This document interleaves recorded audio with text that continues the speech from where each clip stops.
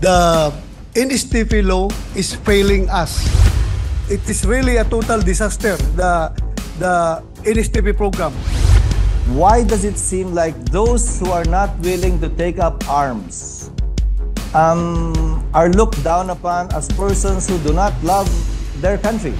I disagree with the saying that the people who doesn't support ROTC are unpatriotic.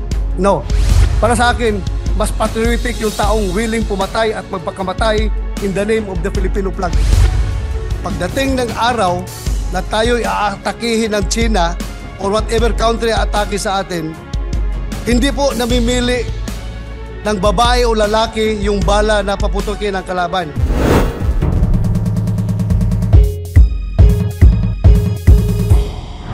May I ask, Mr. President, what is the main intention behind repealing the NSTP law and reimposing mandatory ROTC service for first and second year college students as proposed in the measure?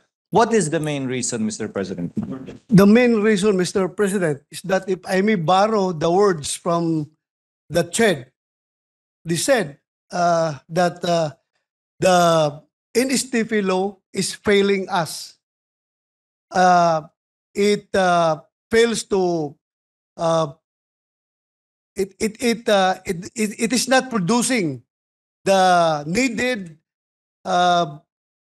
reserve force of the armed forces of the Philippines, and it fails to achieve its envisioned goal, which is to organize a national reserve corps that can be mobilized in times of disaster and calamities, Mr. President. Mr. President, may I ask if this is contained in a formal Chiz position paper, if there is a study backing that position stated by Chiz that NSTP has failed, or it was merely stated during the subcommittee hearing? They have provided documents, Mr. President. In fact, according to Chiz, after the imposition of the NSTP law, there were already 6 million graduates of NSTP that were given serial numbers. But for all intents and purposes, Mr. President, they were never used or mobilized either nationally or locally during disaster and calamity response. So it is really a total disaster, the NSTP program. That's according to Chiz. Mr. President, is that the fault of the NSTP graduates, the program, or the administrators and bureaucrats who failed to utilize them? Well, for one, Mr. President, pwede nating ibalik yung fault sa gobyerno because of the organization of this NSTP graduates, or we call them the National Service Corps, this very much disorganized, Mr. President. Supposed to be the government that will take charge of this is the OCD, Office of Civil Defense. But for some reasons, including local political reasons, hindi po ito na-implement ang husto at wala talaga. Unlike the graduates of ROTC, at any given time, they have standing ready reserve units that can be mobilized locally for any emergency, Mr. President. Mr. President, Your Honor, I am a product of RA 7077 and also a product of the original National Defense Act, having taken both CAT in fourth year high school and CMT in my first and second year in college at the University of the Philippines. Up to today, Mr. President, Your Honor, I have not been called either. I have not been used. I have not been enlisted. My services have not been asked for any purpose. If by your definition that is the reason why you say NSTP is a failure, then wasn't ROTC a failure as well? If you look back, if that was in 1985, sino bang magaling sa math dito? Mga 15 plus 23, edi magka-40 anyos na yata yun. Na failure ang ROTC insofar as I am concerned, and I'm a living witness of that. Not to mention wasting all of my Saturdays under the sun and not learning anything. But I will go to that later. We're still here. So if it is a failure because nobody enlisted, nobody utilized them, nobody called upon them, the same is true with graduates of the ROTC under RA 7077 and even under the National Defense Act. Sa katunayan, I went through my ROTC. Kung maalala ko, nagpunta kami ng Fort Bonifacio, pinaputo kami ng 6 na rounds ng Armalite. And that's supposed to train me to defend my country? We were taught to march. We were taught to stand. We were taught to carry yung mga garan at that time. I didn't feel like I was equipped enough to defend my country because of those 2 years, once a week, every Saturday.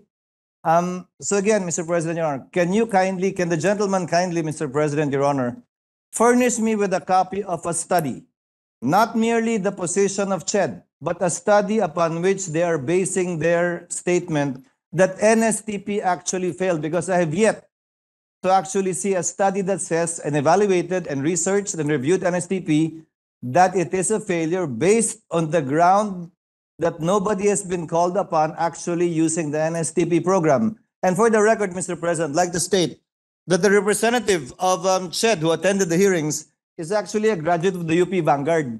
So biases aside, he would always be in favor of this. He would always be in favor of reinstituting the ROTC, having personal beliefs on this matter.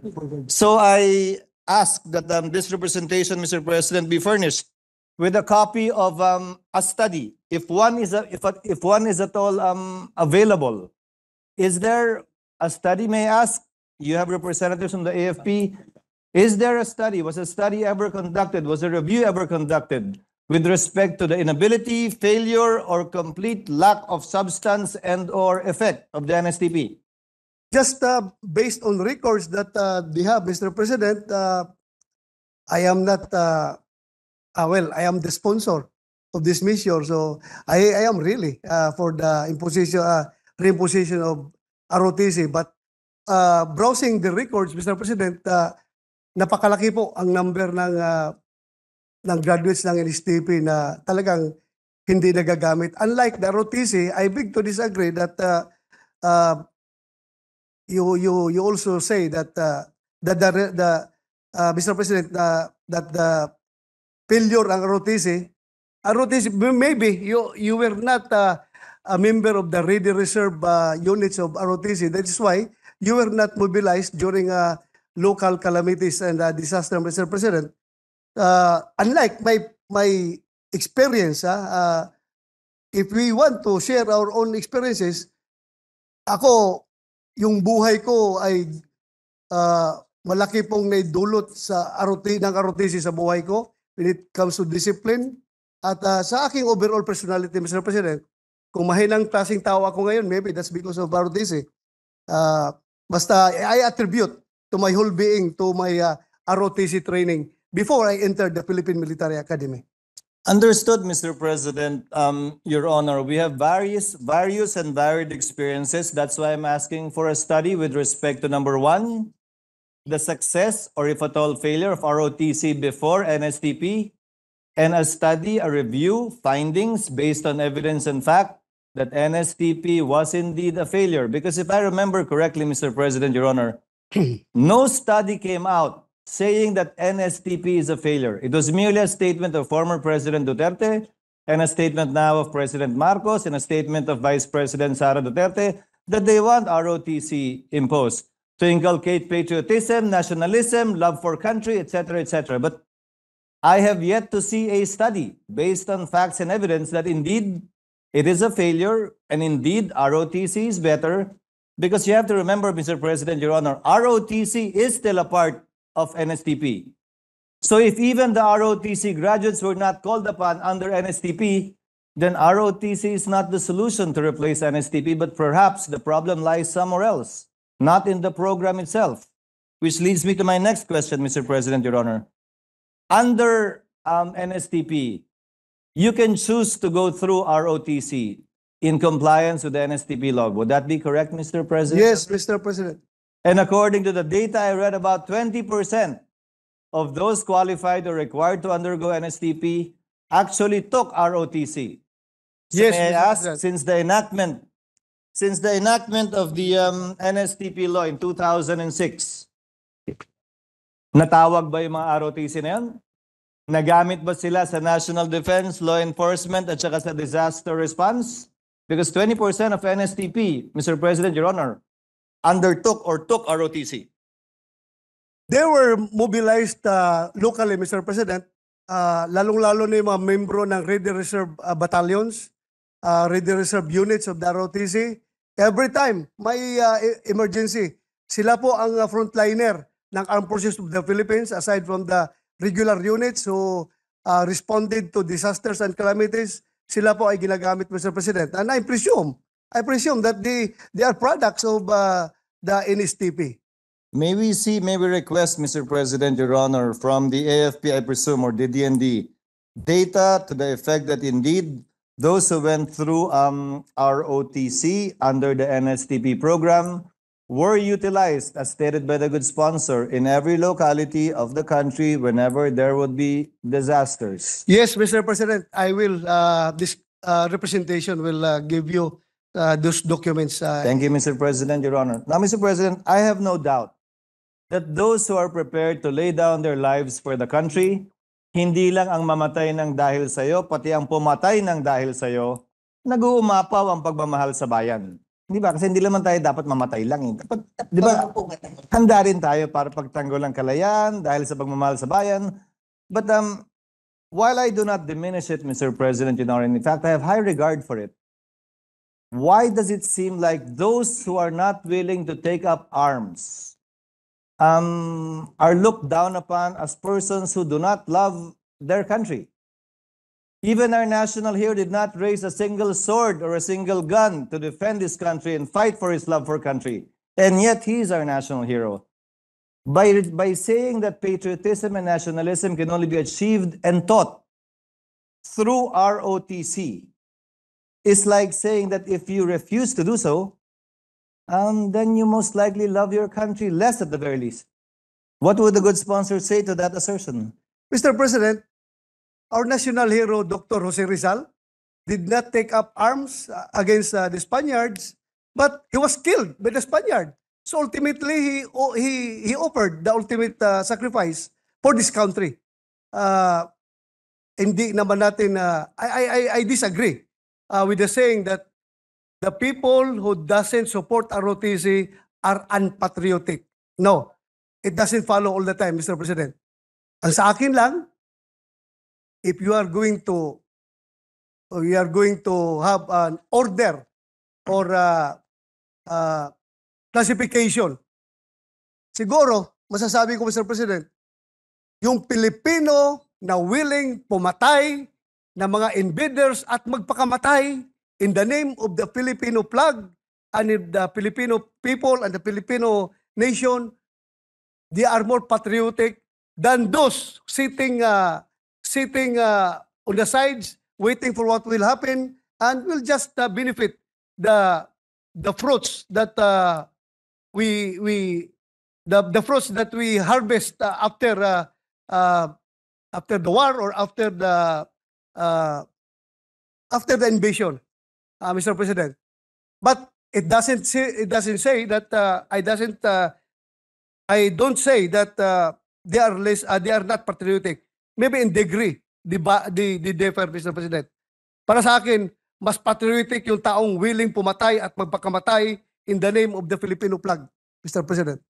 Admittedly, and I don't disagree with the good sponsor, Mr. President, Your Honor, I asked that question because the basic declaration of policy when NSTP was passed is almost verbatim with the basic declaration of policy with respect to this new bill, reimposing ROTC as mandatory to inculcate patriotism, nationalism, love for country. Mention was also made with respect to disaster preparedness when the NSTP law was passed. The objective is actually the same. That's why NSTP included ROTC as one of the options, but not a mandatory imposition. By stating that ROTC is now going to be mandatory under the proposed bill, and by repealing expressly NSTP, insofar as the other options are concerned, other than ROTC, it's like saying or conveying the message, Mr. President, Your Honor, that patriotism, nationalism, love for country, service for country can only be done through the ROTC program and not the other programs such as the literacy program, the community service program, by which they can show equally, with equal fervor, their love for country and patriotism. Well, Mr. President, I subscribe that you can be patriotic while serving the CWTS or the Community Welfare Training Service or the Literacy Training Service.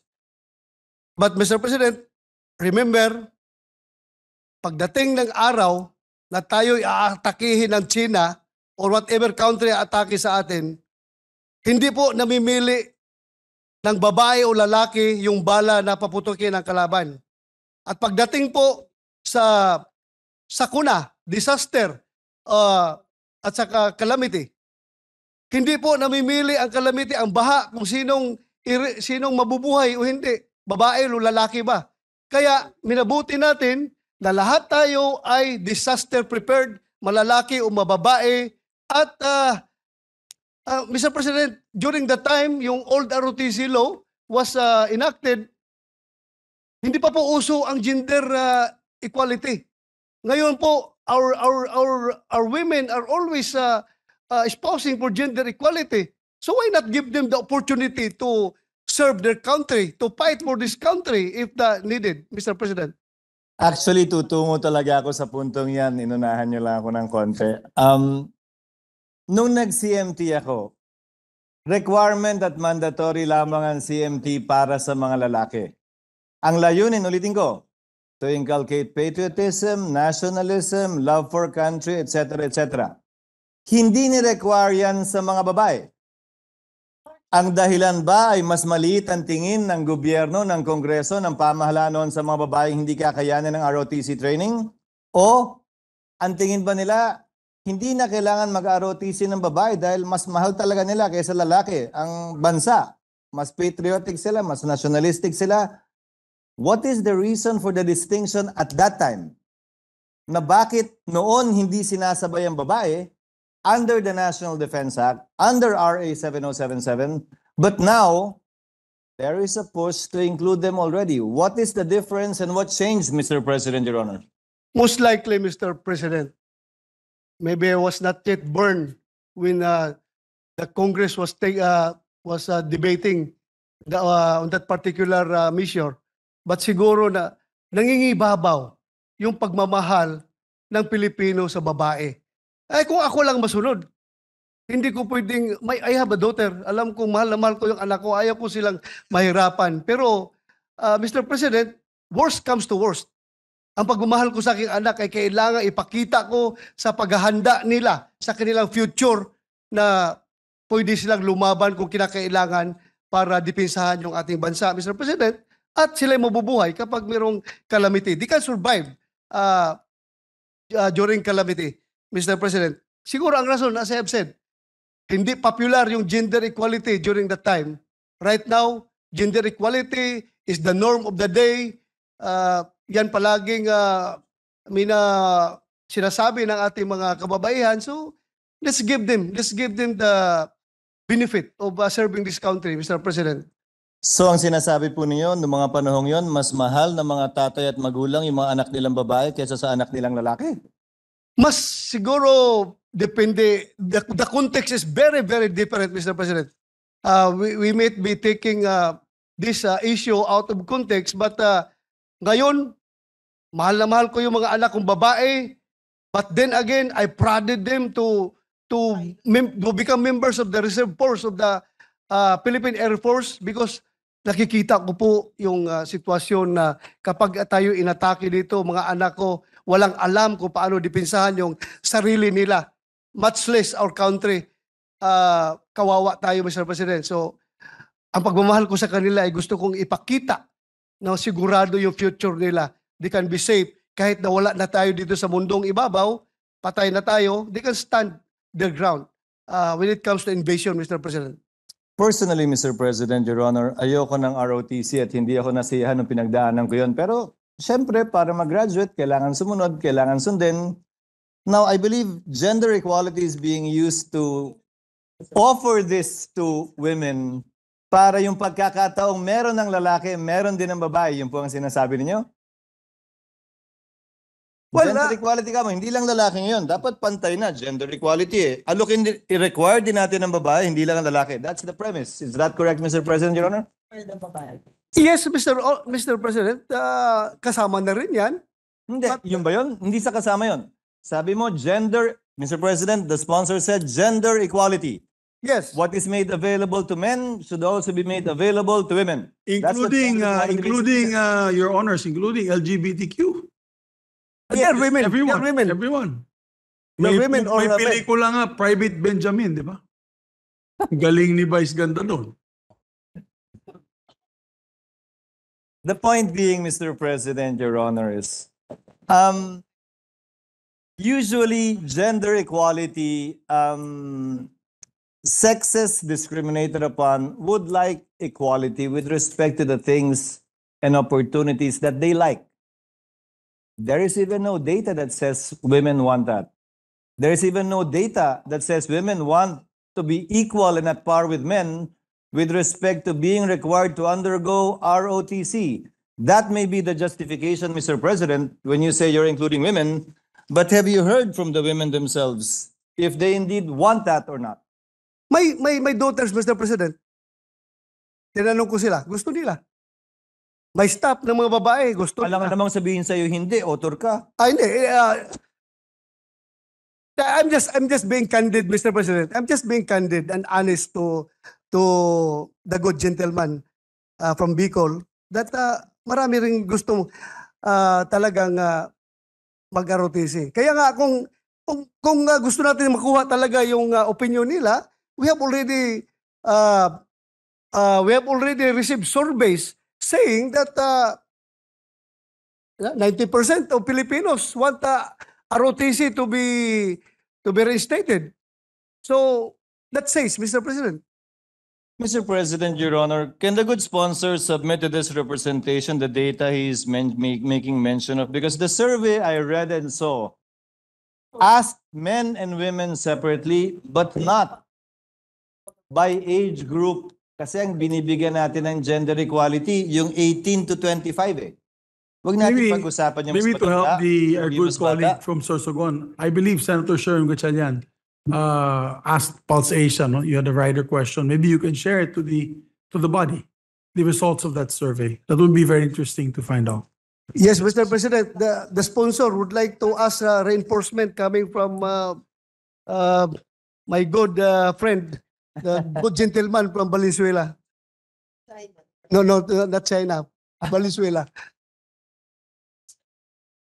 Valenzuela, Mr. President.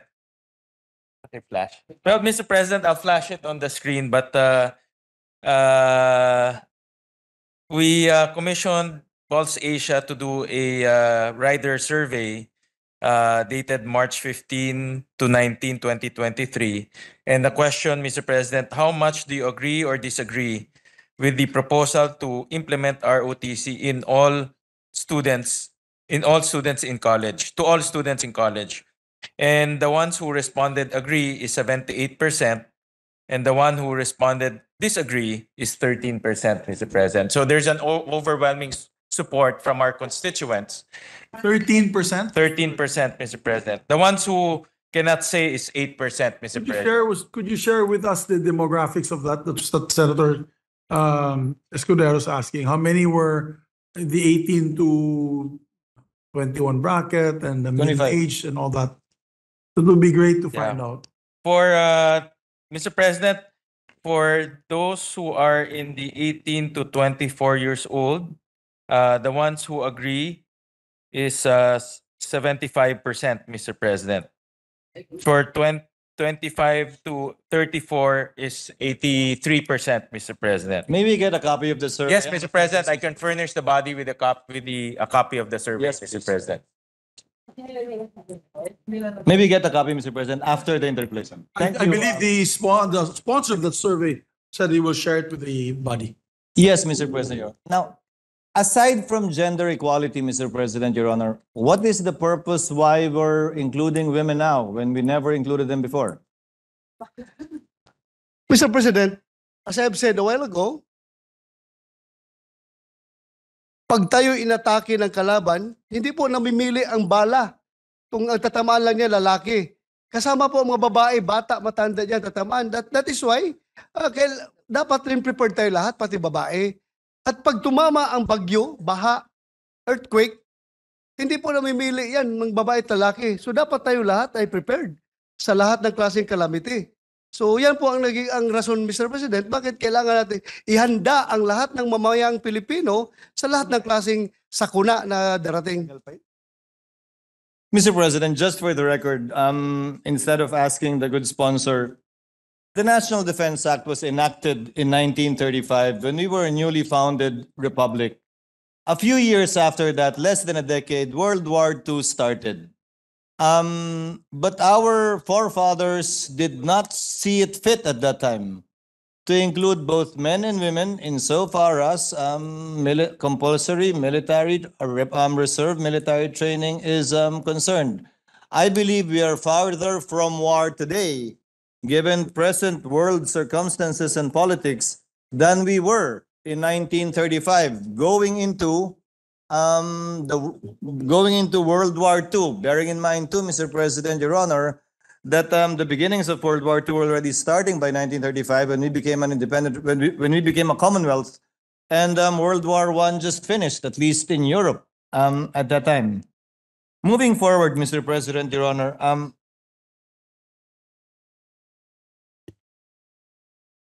the proposed bill has highfalutin objectives with respect to patriotism, nationalism, love for country, disaster preparedness, as the distinguished sponsor said.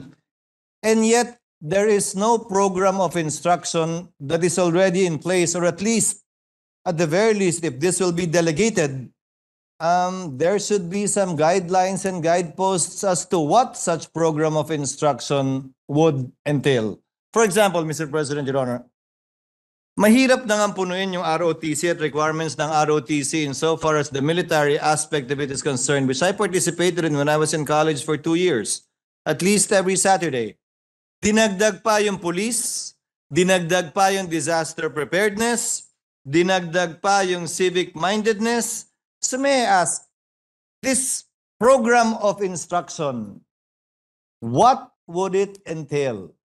Hindi naman pwedeng sabihin lang natin na ito yung objective, tapos pag gumawa ng program of instruction ang CHED, ang TESDA, ang DND, in the author's mind, in the sponsor's mind, what would consist of such program of instruction? How many times a week? How do you break it up? At hindi na ba tulad ng dati na puro marcha? Kasi pag sinabi ROTC, marcha, ilalim ng araw, konting lecture lang, tapos may bivouac. Meron ka ng disaster preparedness. May law enforcement ka. Meron ka pang love of country. How does the distinguished sponsor see this being implemented under the POI being recommended and or mandated? Mr. President, it is clearly stated in Section 5 of the said measure that the basic ROTC program curriculum, the DND, CHED, and TISDA, in consultation with other relevant government agencies and private stakeholders, including associations of schools, shall design and formulate the program of instruction on the basic ROTC and be guided with the following purposes and objectives, which was cited by the good gentleman from Sorsogon. And Mr. President, we will be may kasama ditong provision for the creation of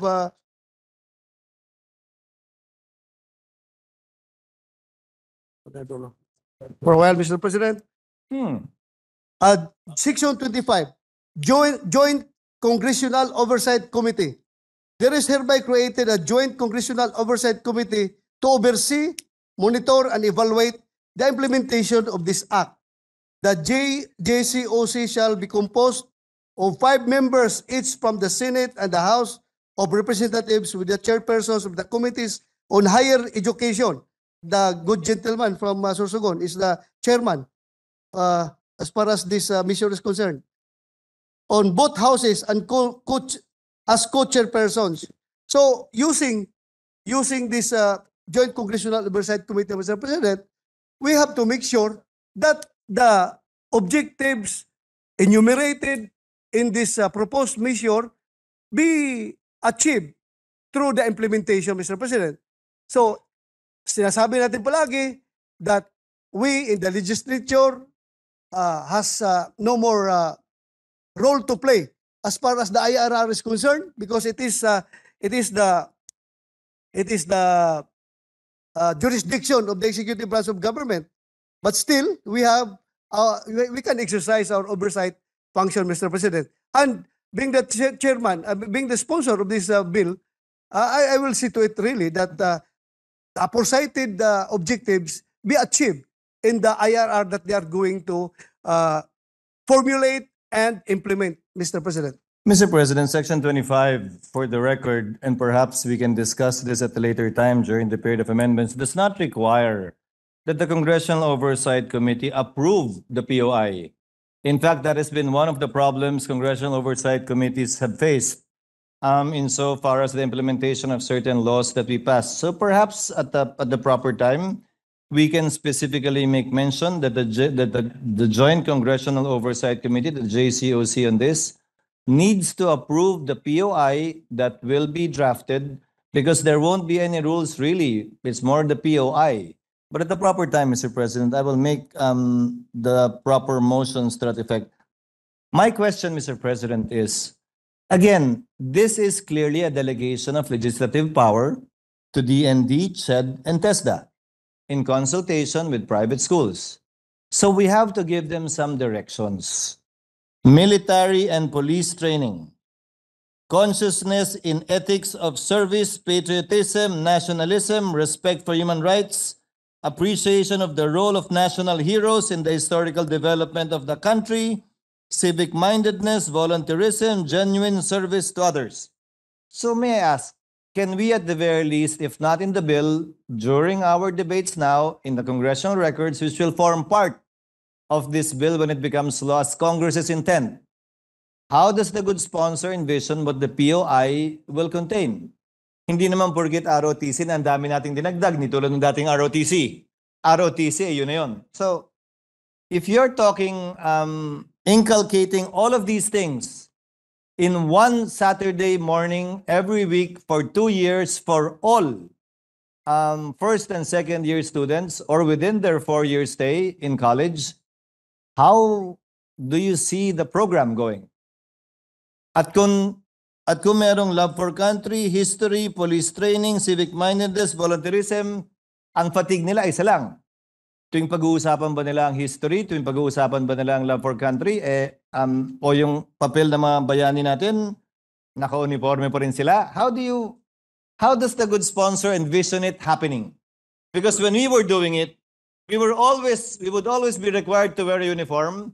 Sisigawan kami mula ulo hanggang paa para magmarcha, para mag-formation, para sumaludo, magbitbit ng baril, mag-about face, mag-left right, turn right. This one, how will it be different from what I experienced before and what my generation experienced before?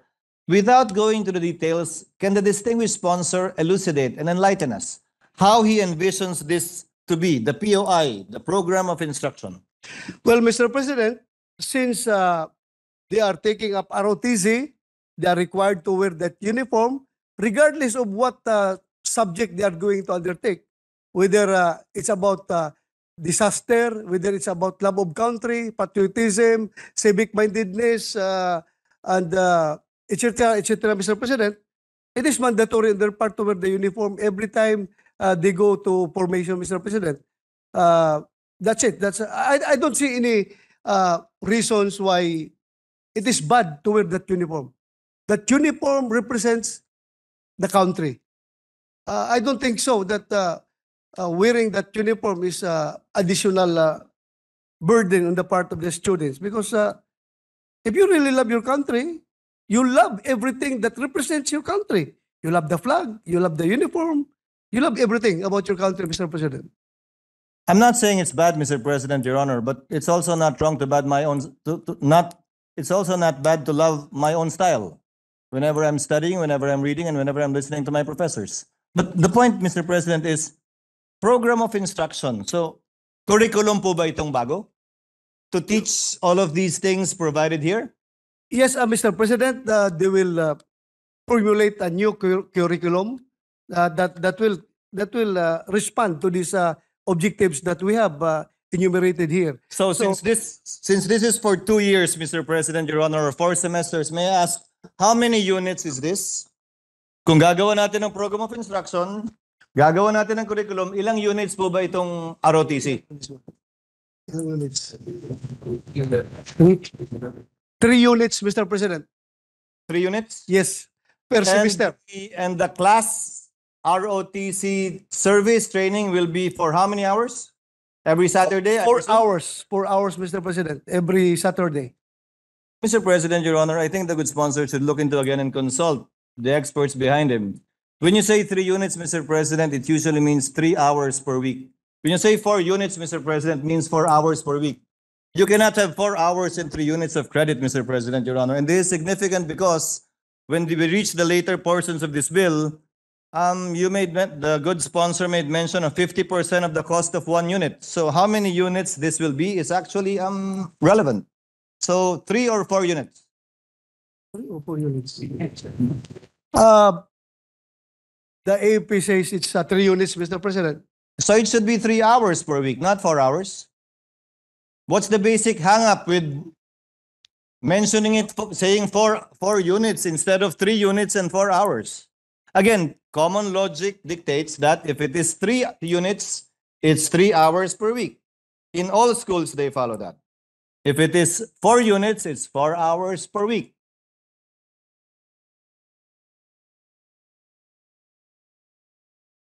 And if it's 3 units, then it's a total of 12 units for 2 years on top of the existing curriculum of a college student. If it's 4 units, it's an additional 16 units to the existing curriculum of all college students. Mr. President, according to CHED, it's 60 training periods, meaning 60 training hours per semester, Mr. President. So, 60 training hours. yes, 60 training hours per semester. How do you divide that in days and number of, if it's once a week, how many weeks would be in one semester? 15 Saturdays, Mr. President, times 4. So 15 times 4, it's 60 training hours. Ulitin ko po, Mr. President, Your Honor. Is there a representative of CHED here? Meron ba? Wala, Mr. President, because meron Alam ko silang... sabi ng sponsor according to CHED. According to CHED, that's according to him, during the technical working committee to AFP, discussion. So according to AFP, CHED said. Yes, Mr. President. Yes, That's- but again, kahit kayo, sir, you in the AFP, you in the technical working group, besides Senator, the good sponsor, it's elementary. The number of units correspond to the number of hours a subject is taken up in a week. What is the problem of the AFP with respect to calling a spade, giving it 4 units if it's 4 hours a week, instead of requiring a student to go through 4 hours a week of training and only giving him 3 units of credit? May problema po ba doon?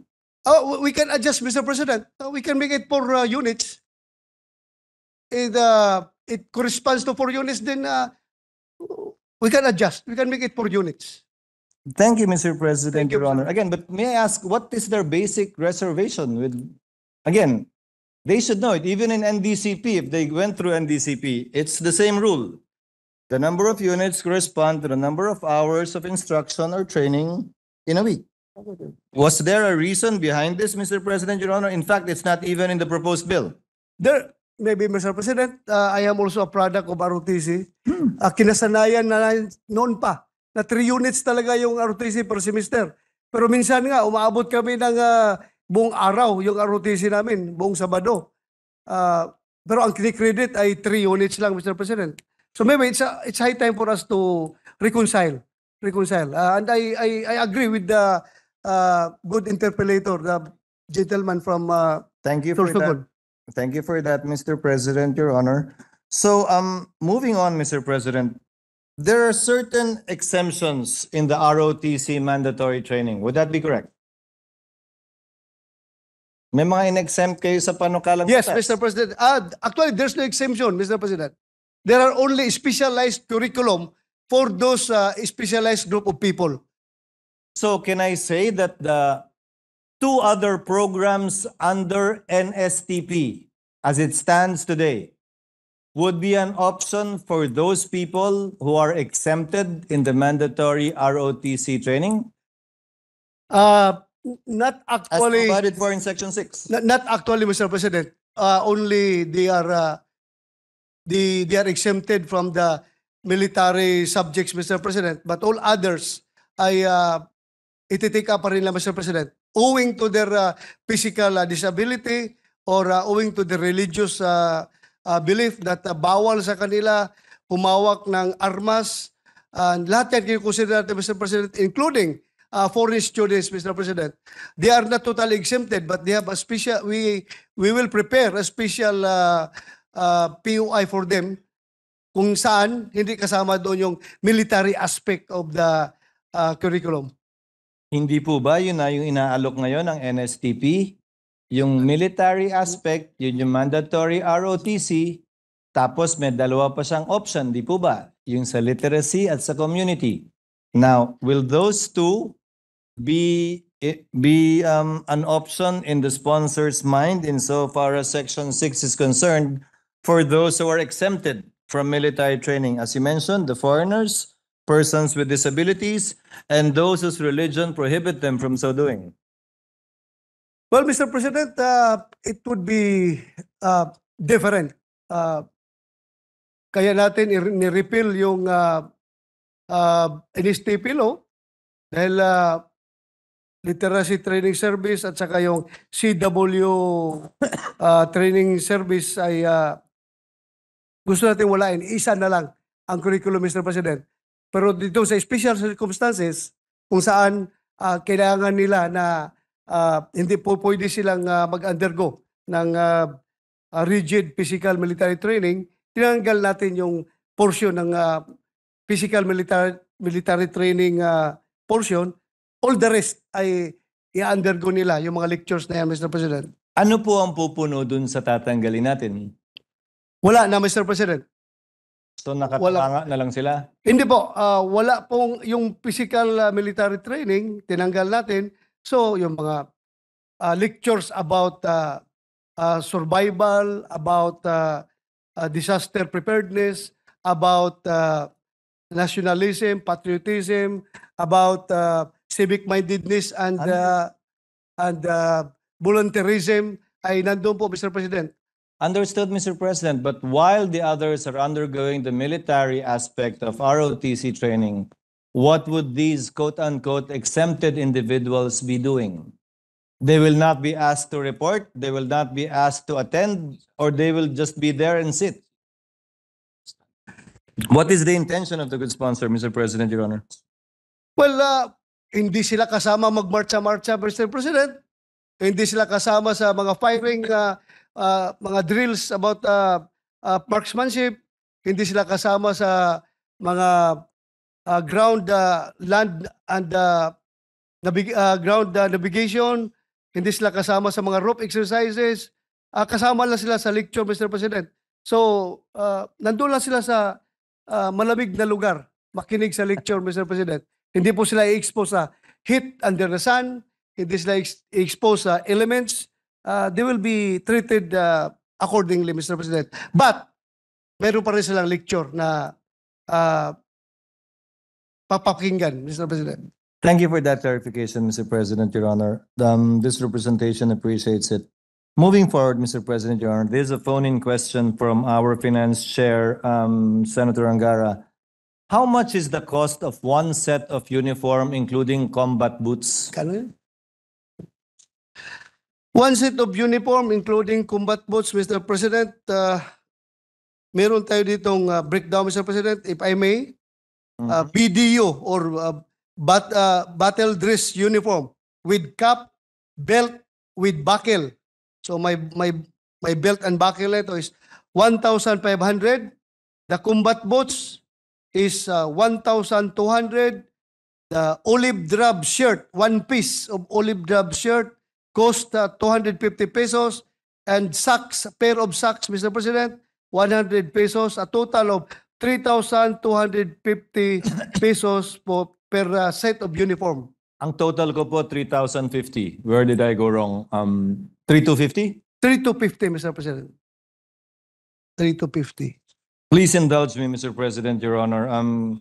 Again, can we have it again, Mr. President, Your Honor? I was following through with the amounts you were giving. My total is 3,050. Can we go through it again, Mr. President? Yeah, I say it again, Mr. President. BDU or battle dress uniform with cap, belt, with buckle, 1,500. Combat boots, 1,200. Hoodie or olive drab shirt, one piece, 250 pesos. One pair of socks, 100 pesos, Mr. President. A total of 3,250. Again, Mr. President, Your Honor, my total is 3,050. I stand corrected, Mr. President. In-overprice ko na, hindi pa nga na-implement, in-overprice ko na. Sorry, Mr. President, I might be charged of corruption here. 3,050, Mr. President. Yes. Sorry. Mr. President. Now, this will be given for free, correct, Mr. President, Your Honor? Yes, Mr. President.